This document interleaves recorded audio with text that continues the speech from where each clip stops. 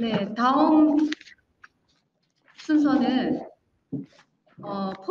포스트 코로나 대응 약용 작물 부가가치 제고 연구 방안을 주제로 윤용 과장님께서 발표를 해주시겠습니다. 잠시 연사를 소개하겠습니다.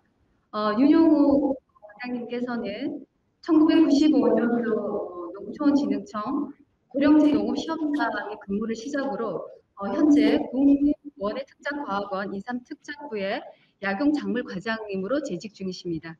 네, 발표를 시작해 주시기 바랍니다. 네, 반갑습니다. 사실은 이 코로나 방금 소개받은 그 원예특작과학원의 약용작물과장 윤용호입니다.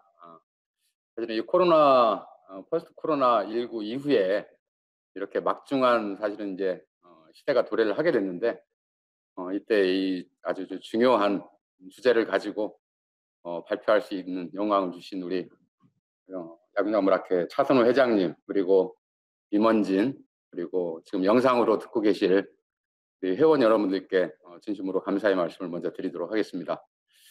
저는 그 포스트 코로나 대응해서 향후 그 약용작물의 부가가치 제고를 할 수 있는 연구 방안에 대해서 저는 보고를 좀 드리도록 하겠습니다.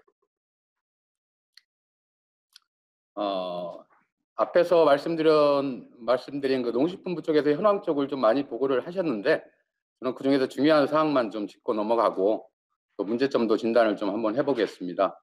그리고 우리 농촌진흥청 우리 약용작물과를 중심으로 그동안 좀 연구 개발한 성과들을 간단히 좀 소개를 드리고, 그리고 말씀드린 것처럼 우리가 앞으로 포스트 코로나 이후에 과연 약용 산업이 어떻게 산업화할 수 있을지에 대한 고민을 좀 담아서 발표를 드리겠습니다. 산업 현황과 진단입니다. 앞서 발표에 약용작물이 어떻다는 정의는 드렸기 때문에 저는 이 피라미드 그림을 보고 좀 느낀 점을 한 가지 말씀드리고 넘어가겠습니다. 전 세계적으로 식물 자원이 한 35만 종 정도 된다고 지금 보고가 되고 있습니다. 이 중에서 8,200종이 국내에 자생하는 식물종입니다. 이 중에서 약용식물 자원이 2,100종입니다. 그러면 2,100종의 약용 자원 중에 실제로 우리가 작물화돼서 약용 작물이라고 불리는 것들이 67품목입니다. 저는 이 그림을 보면서 과연 2,100종의 약용식물 자원이 속에 우리를 기다리고 있는 보물들이 얼마나 많이 아직 있을까? 이러한 보물들을 우리가 찾아내서 앞서 제목에 제가 적은 것처럼 새로운 블루오션의 소재로 빨리 키워야 되지 않을까? 그리고 이 부분을 위해서 우리가 노력해야 되지 않을까라는, 한편으로는 기대감 그리고 호기심, 이런 것들을 이 그림을 통해서 좀 느낀 점이라고 할 수 있겠습니다.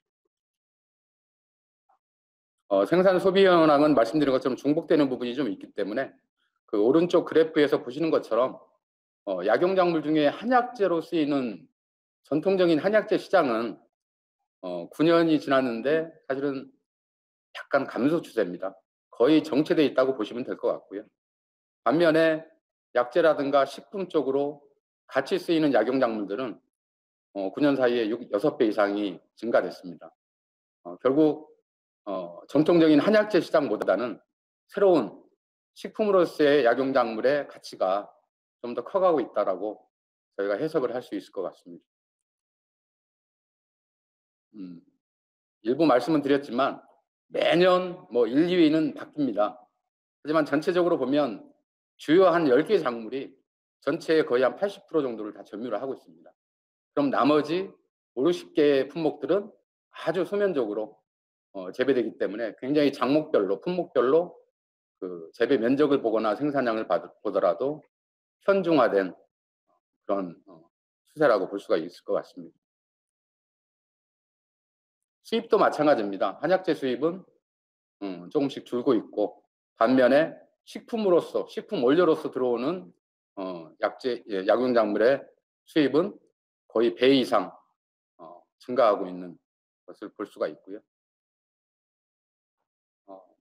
특이한 점은 어쨌든 말씀드린 것처럼 건기식 시장이 지금 작년 기준으로 해서 약 5조 정도, 드디어 5조를 달성을 했습니다. 앞으로 이 부분은 연간 거의 한 10% 수준 이상으로 매년 성장할 걸로 지금 예측을 하고 있는데, 이런 부분들도 저희가 눈여겨봐야 될 부분이라고 볼 수가 있겠습니다. 간단히 이제 품목이라든가 저희가 그동안에 약용 산업에서 사례를 한번 살펴본다면, 역시 품목으로 보면 오미자가 가장 대표적인 성공 사례가 아닐까 싶습니다. 품종이 사실 부족한 부분이 많은데, 그럼에도 불구하고 저희가 품종 쪽에서는 지왕을 그래도 성공 모델로 삼을 수 있는 그런 품목이 아닐까 생각을 하고 있습니다. 이 지왕 품종은 지금 최근에 저희가 보급을 열심히 해서 지금 국내 재배되는 거의 80%를 우리가 육성한 토강 품종으로 다 대체를 한 상태입니다. 면역 강화는 코로나19 이후에 가장 아마 커질 산업일 텐데, 업체 사례를 보더라도 매출과 관련해서는 거의 동년 대비, 그러니까 19년도 4, 4분기 대비해서 거의 1년 사이에 거의 2배가 뛴 걸 볼 수가 있고, 단일 품목으로 매출액이 1,000억을 달성을 했습니다. 이 부분도 좋은 사례라고 저희가 볼 수가 있겠습니다. 약용산업은 사실 정책적으로 굉장히 여러 부처가 얽혀 있습니다. 나쁘게 얘기하면 얽혀 있고, 좋게 얘기하면 그만큼 많은 관심이 필요한 산업이라고 해석을 할 수가 있는데, 농식품부 농진청에서는 주로 후방산업을 중심으로 생산부터 해서 품종 개발 보급까지, 그리고 또 산업발전에 대한 종합대책을 수립하는 부분을 맡고 있고, 복지부 식약처는 주로 이제 전반관과 관련된 제조 가공 쪽의 법들과 안전성 등을 관리를 하고 있습니다. 산업 진단에 있어서는 중복되는 부분은 좀 빼겠습니다. 생산 단계에서 가장 큰 문제는 역시 품목수가 너무 많고요. 또 재배 면적이 너무 적은 품목들이 많다는 거죠. 그러다 보니 저희가 열심히 달려왔지만 품종, 그리고 재배 기술, 또 종자 생산과 관련된 기반들, 또 기계화라든가 다른 작물에 비해서 상당히 뒤처져 있고, 특히나 어떤 지역 특화라든가 품목의 특화를 위해서는 주산단지가 굉장히 중요한 역할을 하게 되는데, 결국에는 연작장애라는 큰 장애물이 저희를 좀 힘들게 하고 있습니다. 유통 단계와 이용 단계는 앞서 말씀드린 부분이 있기 때문에 좀 생략을 하겠습니다. 그동안의 저희 성과를 간략히 좀 말씀을 드리면, 품종은 전체 67 품목 중에서 34 품목에 대해서 107 품종을 개발을 했습니다. 20년 작년까지. 주로 이제 붉은색 부분이 저희 농촌진흥청을 중심으로 해서 개발한 품목과 품종이 되겠습니다. 대표적인 사례, 제가 지왕을 말씀드렸는데, 지왕은 토강, 다강, 그리고 작년에 좀 길이를 좀 짧게 축소시킨 기계 수확에 적합하도록 저희가 한방이라는 품종을 작년에 육성을 했습니다. 그래서 이 지왕의 이 품종들은 사실은 보급률도 많이 올라가 있고, 특히 생산량을 늘리는데, 그리고 더불어서 수입량을 줄이는데 좀 많이 기여를 했다고 저희 나름대로 분석을 하고 있습니다. 감초입니다. 사실은 만주 감초를 국내에서 재배하면 실제로 업체에서 요구하는 그 글리시리진이라고 하는 그 지표 성분의 물질이 많이 떨어집니다. 그래서 약재로 못 쓰고 있었고, 그래서 저희가 정각 교잡증을 통해서 원감이라고 하는 품종을 13년도에 개발을 했습니다. 나중에 이제 한 번 더 언급을 하겠지만, 이러한 그 원감이란 품종이 아직은 현장에 보급이 되고 있지 않지만, 보급이 된다면 역시 수입 대체에 큰 효과를 가져올 수 있을 것으로 생각을 하고, 삽주 다출도 같은 맥락에서 볼 수가 있겠습니다. 저희 인삼특작부에서는 저희 총 그 910종을 약용식물원에 전개를 해서 유전자원을 보존하고 또 관리를 하고 있습니다.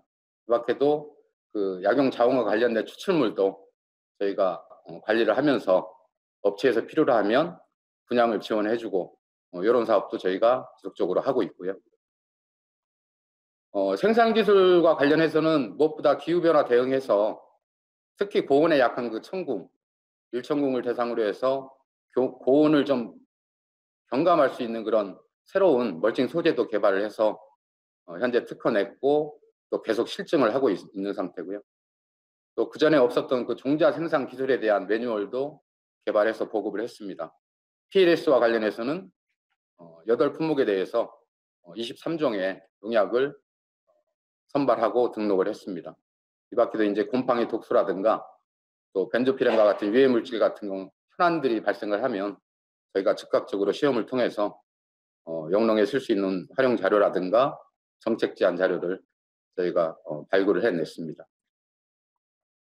산업화 소재 개발 쪽은 저희가 크게 약용작물 쪽에서는 인삼에서는 뼈 건강 한 건, 그리고 약용작물 쪽에서는 오가피 열매 추출물 이렇게 해서 2건을 지금 건기식으로 등록을 완료를 했고요. 이 밖에도 현재 계속 추진되고 있는 상황들이 많습니다. 그래서 뭐 스트레스, 관절, 간 건강 여러 가지 그 식이약 소재를 지속적으로 발굴하고 있고 일정 단계가 되면 건기식 등록을 추진할 계획에 있습니다. 이러한 기술들은 특허 출원 한 110건 정도 했고요. 기술 이전도 175건, 짧은 기간이지만 그래도 많은 성과를 냈다고 나름대로 분석을 하고 있습니다. 종자와 관련해서 주로 저희는 이제 중앙 지방이 협력을 해야 되는 시스템입니다. 우리 약용 작물가 혼자만의 힘으로는 도저히 품종 개발과 보급을 책임질 수 없는 부분이 있기 때문에 저희가 종자보급 협의체라든가 중앙지방연구 협의체를 만들어서 운영을 하면서 종자보급도 같이 협력을 하고 또 이 밖에도 실용화 재단이라든가 또 민간 통상시식까지 포함해서 가급적이면 현장에 빨리 보급될 수 있도록 보급 경로도 다양화하고 있습니다. 특히 작년 11월에 저희가 이제 가장 중요한 것이 결국에는 원료를 국산화해서 우리 원료를 써야 되는 부분이기 때문에 저희가 원예 원장님하고 또 생물자원관장님, 바이오협회 여러 기업들, 농가들이 모여가지고 이 생물소재 국산화 MOU를 체결을 했습니다. 그 이후에 지속적으로 저희가 중심이 돼서 업체에서 요구가 있을 때마다 저희가 서로 기업과 농가를 매칭해 줄 수 있도록 계속 지원에 힘쓰고 있습니다. 자, 마지막으로 이제 저희가 나름대로 앞으로 좀 전략을 한번 만들어 봤는데 이 부분을 좀 말씀을 드리도록 하겠습니다. 다 아시는 내용이겠지만 약용 산업이 가지고 있는 분명히 강점이 있고 또 기회의 산업입니다. 약점과 위협을 또 동시에 안고 있고요. 이러한 부분들을 저희가 분석을 해서 나름대로 전략을 수립을 했고 저희가 나름대로 비전과 전략을 좀 수립을 했습니다. 비전은 약용과 특작 산업의 안정 생산 기반을 구축하자. 이를 통해서 고부가 가치를 창출하자라는 비전을 삼고 있습니다. 그러기 위해서 크게 우리 R&D 쪽에서는 무엇보다 수요자 맞춤형 기술을 개발하자는 목표를 가지고 있습니다. 품종 육성과 새로운 작목을 발굴하고 안정적으로 생산할 수 있는 기술을 빨리 개발하고 이러한 부분들은 저희가 고유 미션을 가지고 지속적으로 강화를 해나가고 특히 이제 최근 디지털 기반의 생산 기술이 필요한 시대가 됐습니다. 그래서 생산 기술뿐만 아니라 품질 지표를 설정하는 부분 또 생산을 표준화하는 부분까지 포함해서 디지털화, 데이터 기반의 어떤 디지털 농업이 추진될 수 있도록 저희가 계획을 갖고 있고 특히 그 육종 효율 부분이나 또 기능성 DB 그리고 디지털 R&D 효율을 위해서 디지털 랩까지 저희가 나름대로 구축 방안을 가지고 첨단 연구를 시작해 보도록 하겠습니다. 이를 통해서 이제 R&D 품질이 제고될 것이고 그러면 그만큼 더 성과가 빠르게 제고될 것으로 생각을 하고 있습니다. 한편으로 이제 전망 산업에 필요한 약용 바이오 산업 고부가 창출 부분입니다. 무엇보다 산업화를 위해서 기능성을 빨리 증진시키는 부분들, 또 새로운 바이오 소재를 발굴해서 이런 부분에는 이제 의약품이나 향장 소재까지 다 포함이 될 겁니다. 이런 부분들이 이제 산업화에서 추진을 하고 결국에는 산업화와 생산 부분과의 연계를 위해서는 시스템을 빨리 만들어야 될 것 같습니다. 그래서 협업 부분과 또 지역 특화 부분, 그리고 산업체를 지원을 쉽게 할 수 있는, 빠르게 할 수 있는 그런 부분들까지 저희가 좀 세부 추진 계획으로 삼고 있고, 종자나 자원 추출물, 특히 홍보 이런 부분들은 지속적으로 저희가 지원을 강화해서 결국에는 이런 부분을 통해서 지속적으로 사실은 수요가 창출되어야만 소비와 생산이, 즉 소비가 생산을 견인할 수 있는 아주 바람직한 그런 약용 산업의 생태계가 구축이 될 수 있을 것으로 생각을 하고 있습니다.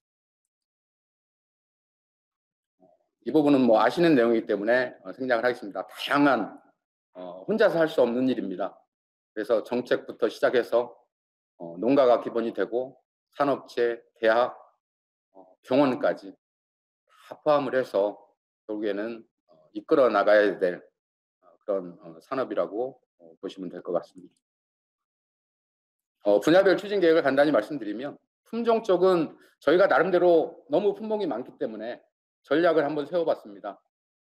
일단은 시장 수요가 좀 큰 것들, 그리고 앞으로 미래의 잠재력이 좀 큰 작목을 먼저 선택을 하자. 그리고 각 분야별로 어떤 것들이 걸림돌이 되는지를 분석을 해서 그 부분을 먼저 해결하자입니다.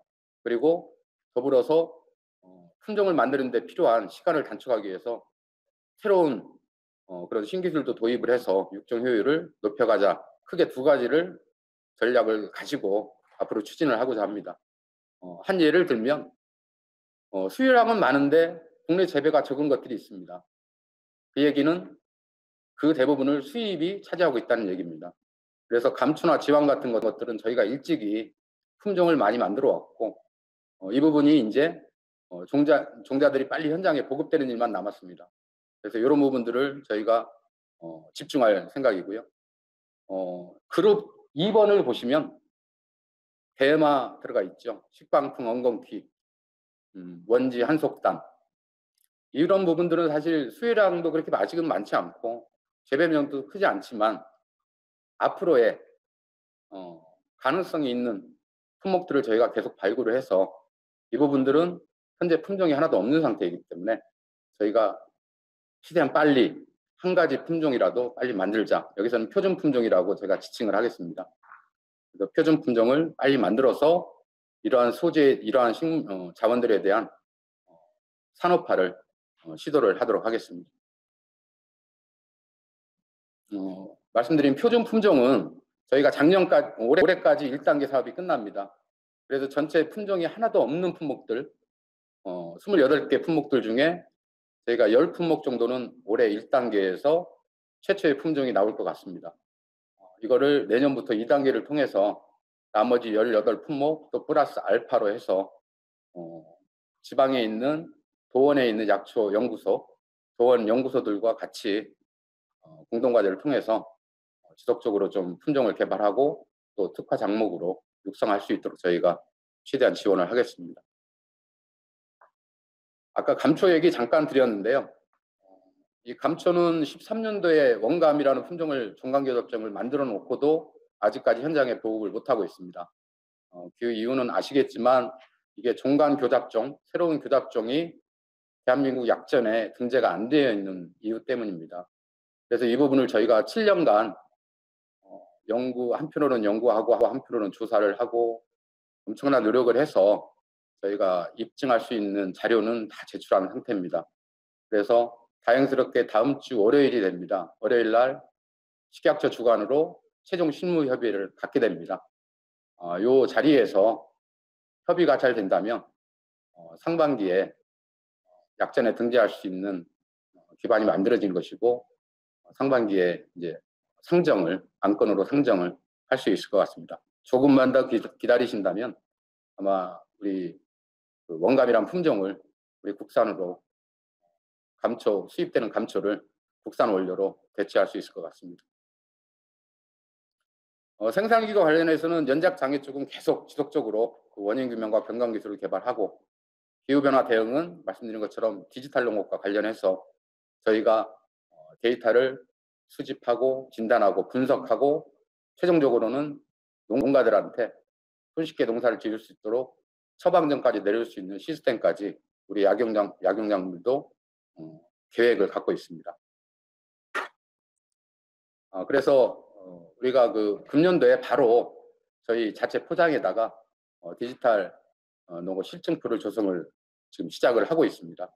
그래서 이 부분은 앞으로 이 정보 디지털화뿐만 아니라 농식품부에서 앞으로 지금 이제 식량과 원예만 과수만 하고 있는데 특용작물 쪽으로 디지털 농업이 확대됐을 때 우리가 개발한 기술을 바로 정책 사업에 반영할 수 있도록 저희가 준비를 하겠습니다. 농식품부 사무관께서 와 계시니까 이 부분을 좀 잘 받아들이셔가지고 사업만 만들어 주시면 저희가 기술은 드리겠습니다. 새로운 용도 발굴 쪽에서는 뭐 가장 핵심이 아마 의료용 대마가 될 것 같습니다. 저희는 이제 대마라고 안 부릅니다. 의료용 대마입니다. 그래서 작년부터 해서 품종 육성을 시작을 했고 빠르다면 올해 말에 비록 영양계지만 첫 품종을 만들려고 지금 계획을 하고 있습니다. 특히 이제 실내에서 대량 생산할 수 있는 또 생산에 필요한 표준화 이런 쪽을 저희가 계획을 하고 있고 이것 말고도 신선 소비용 또 이런 신선 소비용 새로운 품목들을 생산할 수 있는 표준화 기술들 가능하다면 도시농업이나 치유농업과 같은 새로운 어떤 시장에도 우리 약용작물들이 참여할 수 있고 이런 데까지 확대를 할 수 있는 그런 가능성을 열어놓고 저희는 R&D를 추진하겠습니다. 이 대마 생산과 관련된 부분을 하기 위해서 저희가 금년도부터 연구시설을 짓고 있고요. 또 아까 말씀드린 추출물 생산 쪽도 좀 더 효율적으로 관리하기 위해서 시스템을 구축을 하고 있습니다. 협업체계 구축입니다. 첫 번째는 제가 말씀드렸으니까 생략을 하고요. 우리 인삼특작부에서 우리 부장님을 중심으로 대외 소통을 강화하고자 합니다. 그래서 한 내부 전문가들이 한 200분 정도 모이는 그런 인삼특작 포럼을 이미 구성을 했습니다. 그래서 이 포럼을 통해서 저희가 전문가하고 소통을 하고 장기적으로는 우리 약용산업, 특용산업의 어떤 발전을 대책을 수립하는 그런 자리로 삼고자 합니다. 청년 창업농과 관련해서는 저희가 청년 창업농 지원단을 구성을 했고 지원이라든가 또 실패나 성공 사례를 서로 공유하고 우리가 만든 기술들이 빨리 현장에 확산되도록 이분들을 이용을 하거나 또 거점을 만들어 가지고 확산을 하고자 합니다. 네, 마지막 슬라이드입니다. 기대 효과는 뭐 자세하게 설명할 필요는 없는 것 같고요. 어쨌든 농업 전반에 우리 약용산업이 새로운 어떤 미래 성장 모델로 좀 남기를 좀 기대를 하고 있습니다. 아주 우수한 모델로 될 수 있기를 또 충분히 가능하다고 생각을 하고 있습니다. 농가들은 안정적으로 생산을 할 수 있을 것이고 또 가격, 소득을 보장받을 수 있을 것입니다. 또 산업체에서는 지속적으로 안정적으로 원료를 수급받고 또 새로운 기술을 가져감으로써 수요가 생성될 것이고 전체적인 약용산업의 시장이 안정화될 걸로 기대를 하고 있습니다. 소비자들은 자연스럽게 약용작물들에 대한 건강 기능성을 혜택을 볼 것이고 또 여러 가지 새로운 식품 소재라든가 영역을 넓힘으로써 그런 부분들에서 만족감을 높여가지 않을까 이렇게 기대를 하고 있습니다. 네, 경청해 주셔서 감사합니다. 네, 좋은 발표 감사드립니다.